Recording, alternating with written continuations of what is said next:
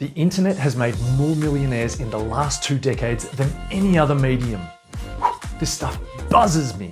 The chances of walking past a millionaire in the street are higher than ever because very normal people like you and I are harnessing the power of the internet in one of the 7 models that I'm about to talk about. In this video, I answer the question, what are the different types of online business models?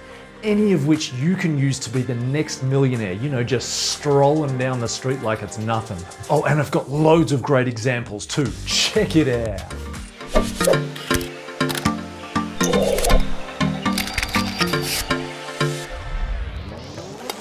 What's up guys, it's Rowan here from loveworkathome.com, where we help you find freedom and work-life balance by sharing information on making extra side income, finding a work from home job, or starting an online business. If that sounds good, hit subscribe and smack that bell. So what are the different types of online business models? Number 1 is subscription-based. This is where you offer an ongoing service and you charge on a regular basis, like weekly, monthly, or yearly. For example, some of the more kind of larger scale subscription services that I pay for on a monthly basis include my YouTube premium account, my accounting software Xero, and Netflix, for example. Now, I understand that these can be a little bit overwhelming, so let me give you some examples of some smaller scale subscription-based internet businesses that were started by solopreneurs just like you, for example, but scaled up thanks to the internet. Check out Science of Skill Self-Defense Tools that offers various products, but also this National Self-Reliance Initiative, which is a subscription-based online program for $57 per month, as it says down here,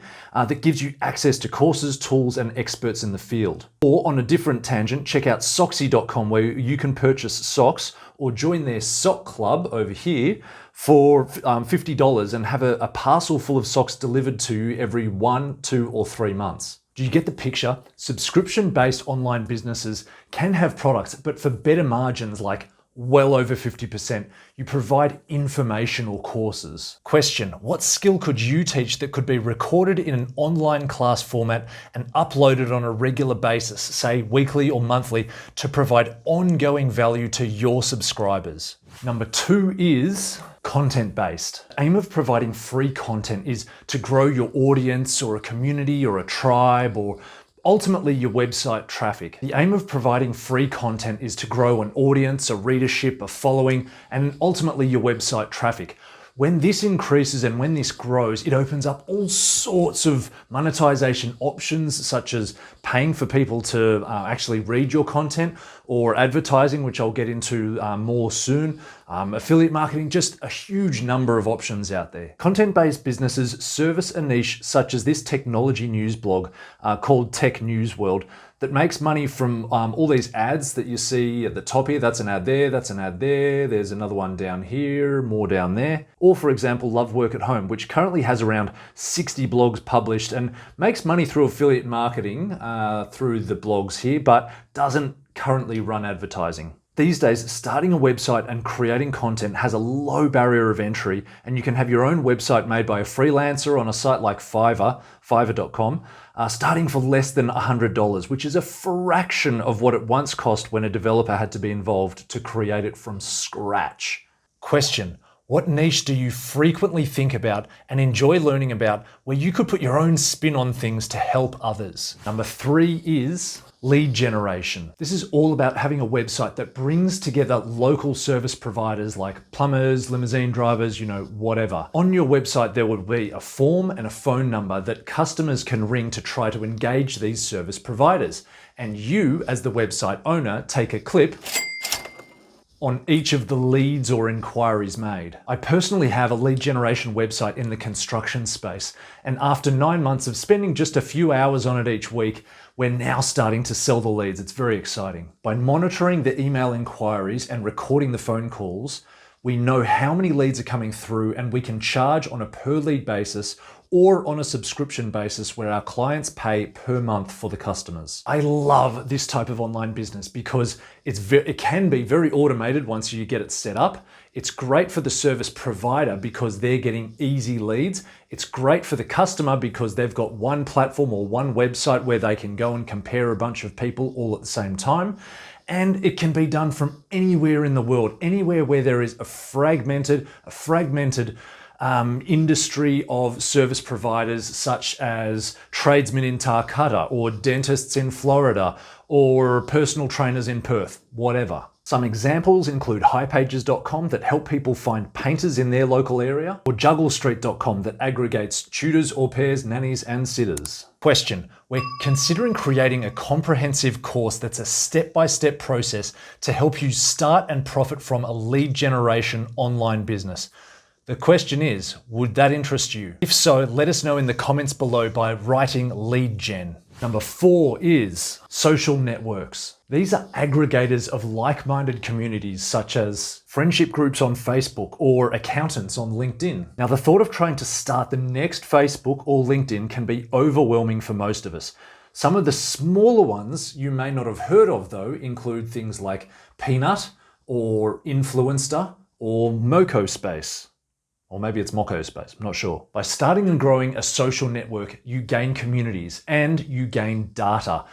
Using this, you can sell advertising for a premium. And I mean, advertising, as you know, is one of the biggest industries in the world, and it's basically what makes Facebook worth so much. Question: is there a segment of society that you think needs a community, like women across fertility and motherhood? Number 5 is brokerage networks. These platforms have 2 main purposes: bringing buyers and sellers together and facilitating transactions. Their monetization method is typically to take a clip or make a commission on each transaction. It's not too dissimilar to lead generation, except instead of taking a commission on the lead itself, they take a commission on the transaction once it's been done. Some examples include PayPal, which we all know, and freelancer.com, which is obviously a website where freelancers offer their services, and the website takes a clip on the fee that is charged. I personally use this website quite a lot. To scale it down though into something that's a bit more palatable and a bit easier to understand how you might actually start, some examples that were started by entrepreneurs like you include websiteproperties.com, which facilitates the buying and selling of online businesses. And it was started by a guy called David Fairley, basically an entrepreneur in Washington. Or another one is foodworks.com, started by Jeffrey Rins, who got tired of corporate life and started this website that generates 7-figure revenue as an international broker of industrial food industry equipment. Question: can you think of an industry or product where you can create the maker or the wholesaler with the end user? 6 is advertising. I've touched on this at various points because any website that you run can run advertising. For example, gumtree.com.au appears to be a brokerage website that brings buyers and sellers together, but it doesn't take a commission on each transaction, which makes it very appealing for the buyers and sellers. Obviously, this is another website I've used to actually buy and sell a lot of stuff. Now, instead, it displays advertising as its main monetization method. As you can see here, there's an ad, there's one over there, there's more here, so plenty of advertising on this website. Many blogs also rely on advertising to keep running as a business, especially food blogs that don't have as many kind of alternatives in terms of monetization avenues. As you can see here, they often have ads all over the shop. The key ingredient is obviously traffic. You need eyeballs on your website to get eyeballs on the advertising, to hopefully maybe even get some clicks on the advertising to help you make more money. Question: out of all the options we've discussed so far, which one is most appealing to you? Because ultimately you can run advertising on any of them if you want to. Number 7 is e-commerce. For anyone who's looked into making money online, you will inevitably have heard of making money online, e-commerce through sites like Amazon or Shopify. Now on that, if you'd like to know more about e-commerce through those 2 platforms, check out the card that's being flashed right now for another video that we did specifically on that topic. Now e-commerce, electronic commerce, is obviously the selling of goods, services, information online. It can look like the mega giant of Amazon.com right down to the local mums and pops bolts and screws store or spa treatment center. Thanks to the beauty of the internet. Get it? Spa treatment center. Beauty.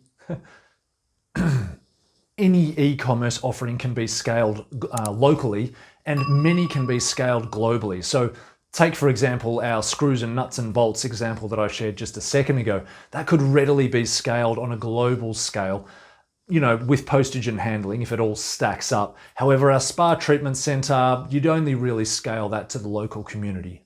But think of it this way, our spa treatment store literally has a bricks and mortar shop, so they could try to rely on making sales from the few people who walk into their shop, but they're smart. They have an online presence that they've invested in so that when someone types spa treatments in Parramatta, as you can see here, and Parramatta is just a local area here in Sydney, Australia, they actually hit the very #1 spot in the organic search results.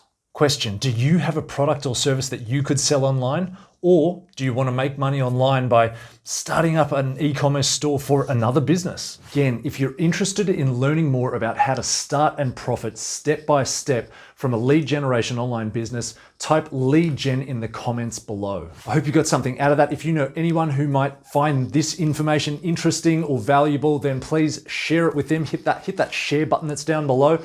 Otherwise, have a fantastic day. If you haven't subscribed already, hit that subscribe button that's right there, and I'll see you in the next video. Take care. Bye.